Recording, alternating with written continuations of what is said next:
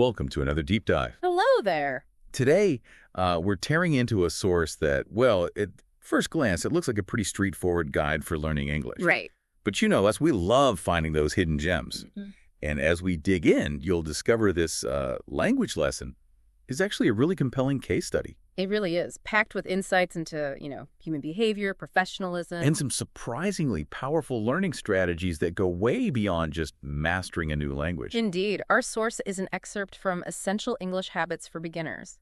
And what's truly remarkable, I think, is how this basic English guide doesn't just, list vocabulary. Yeah. It effectively uses a dramatic narrative, maybe a bit fictional, but still a workplace story, to illustrate some really profound real-world lessons. Exactly. So our mission in this deep dive is to pull out those core nuggets of knowledge from the, let's call it, cautionary tale in the story. Definitely a cautionary tale. To the really practical, actionable habits for mastering, well, pretty much any new skill, not just English. Spot on. It's got broad applications. That's why this deep dive is so fascinating. And we're not just looking at English lessons. Yeah. We're basically diving into a full-blown case study on, responsibility, clear communication. And just how we can all become more effective learners. Yeah. Okay, let's unpack this. Let's do it. So our story kicks off with these two guys, David and Peter. They're starting a 3-day trial at sounds like a pretty busy restaurant. And the manager spells out their jobs very clearly right from the start. Right. David, his role is taking the orders, making sure he gets the requests down accurately, and then passing them to the kitchen. Pretty standard. Yeah, basic stuff. Peter, on the other hand, he's the server. His job is delivering the food, being polite, being efficient, the front of house stuff. Okay. And the manager gives this crucial warning right away, says the boss, even though he rarely visits. Yeah, he's apparently very demanding. And he closely monitors our operations. So the message is clear. Standards are high for service and cleanliness. Exactly. It immediately sets a high bar. It underlines that you got to be diligent, even if the big boss isn't physically watching you every second. Right. And, well, you pretty quickly see that diligence maybe isn't David's strong suit. Not quite, no. Day one gives us some immediate red flags. Yeah. Peter actually has to, nudge David to take an order. Yeah, he says, David, we have a customer. Take the order, please. Like he's daydreaming or something. And then later, Peter reminds David about cleaning tables. And David's response is just, oh, wait, sorry, Peter, I'll get back to work. Kind of brushes it off. And then comes the classic excuse. Oh, yeah. I'll get to it in a bit. Just give me a moment. I need to go to the toilet quickly. We've all heard that one, right? And it's not just a quick trip, apparently. No. Peter ends up doing a lot of the cleaning by himself and calls David out on it. He says, you were in the toilet for quite a long time earlier, and I did our work alone. Direct confrontation. And David's response, oh, sorry, I just had a bit of a stomachache. Just skates right past it. It's quite something.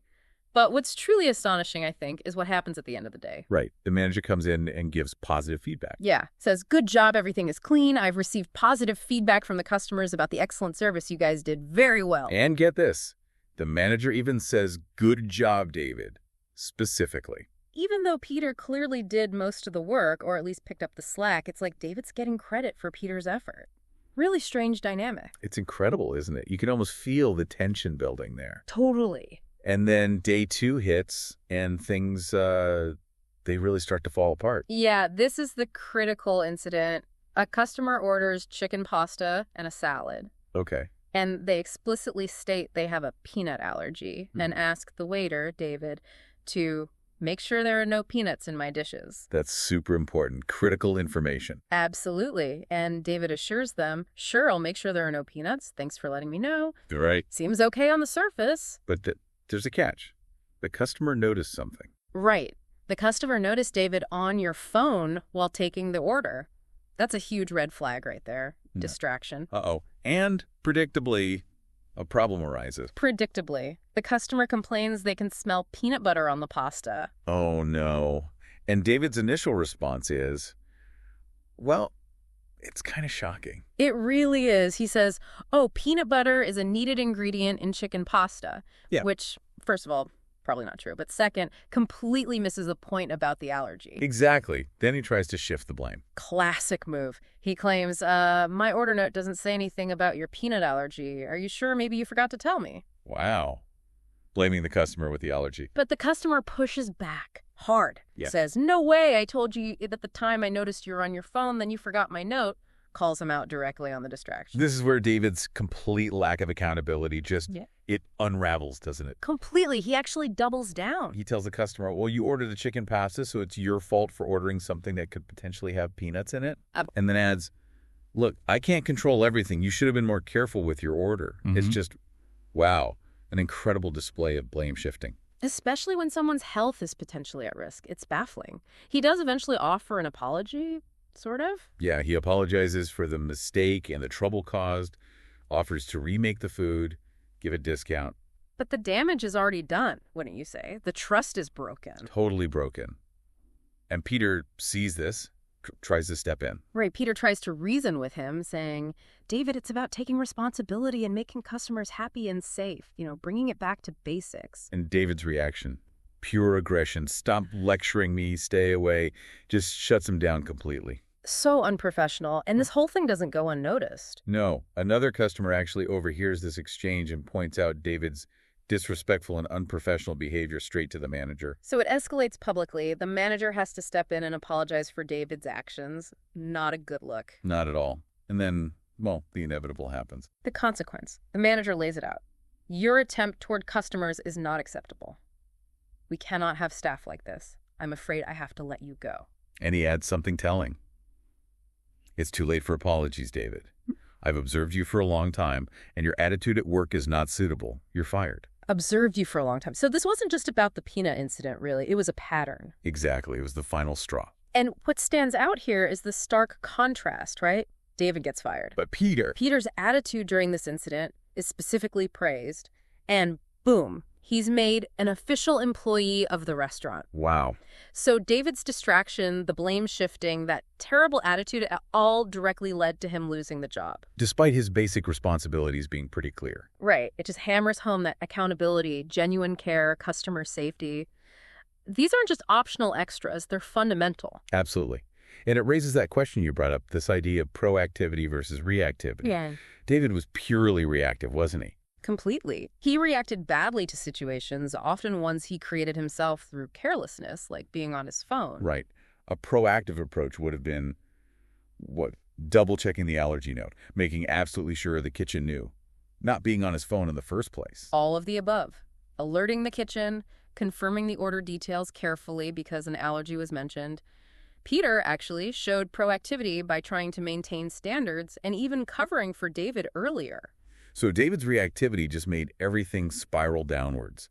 Each bad reaction made the situation worse. Precisely. It was a cascade of poor choices fueled by a reactive, defensive mindset.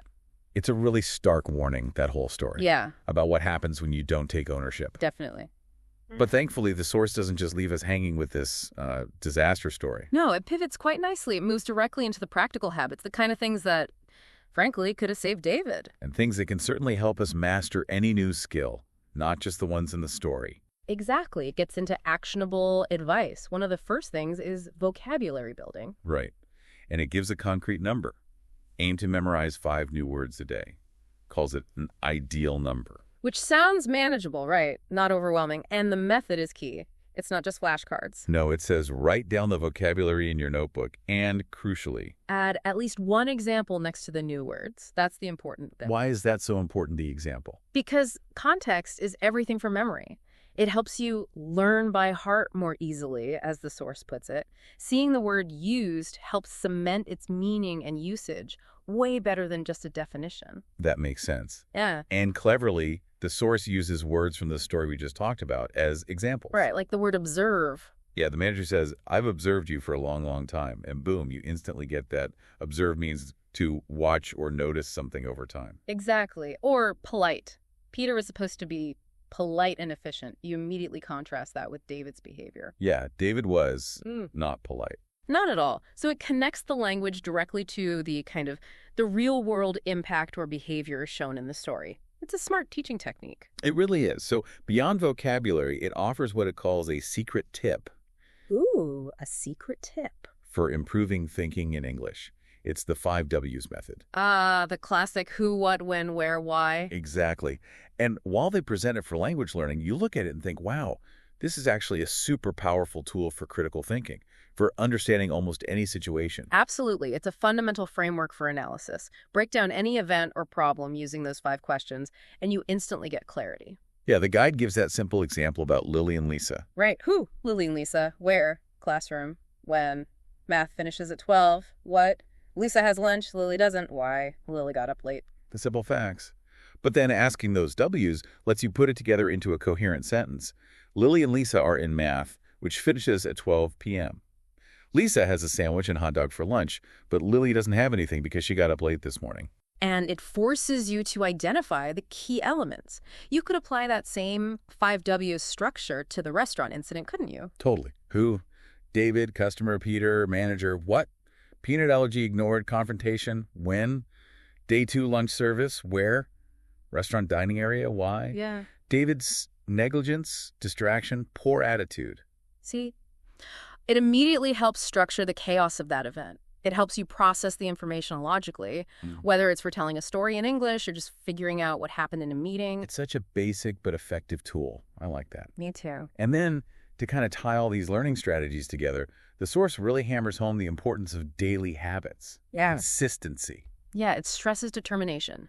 Never give up. Be determined to achieve your learning goal, that mindset piece. And then it gives these really small, specific daily habits, things like develop these 5-minute habits every day. 5 minutes. Very doable. Watch the video for 1 week, presumably referring to their own content, but the idea is repetition. Repetition and immersion, yeah. Try to think and speak in English every time. That constant practice. And listen and repeat the lesson out loud to improve your listening and speaking skills fast. Active engagement. So these little things, these 5-minute habits, listening and repeating, do they actually make a difference? Oh, absolutely. From a learning perspective, it's all about neuroplasticity. Our brains change based on what we consistently do. Okay. Those small, consistent efforts, the 5-minute habits, they literally build and strengthen neural pathways over time. Repeating out loud engages different parts of the brain. It's active recall, which is much more powerful for memory than passive listening. So it's not just busy work. It's actually rewiring your brain little by little. Exactly. It's about creating this continuous loop of learning, practice, and refinement.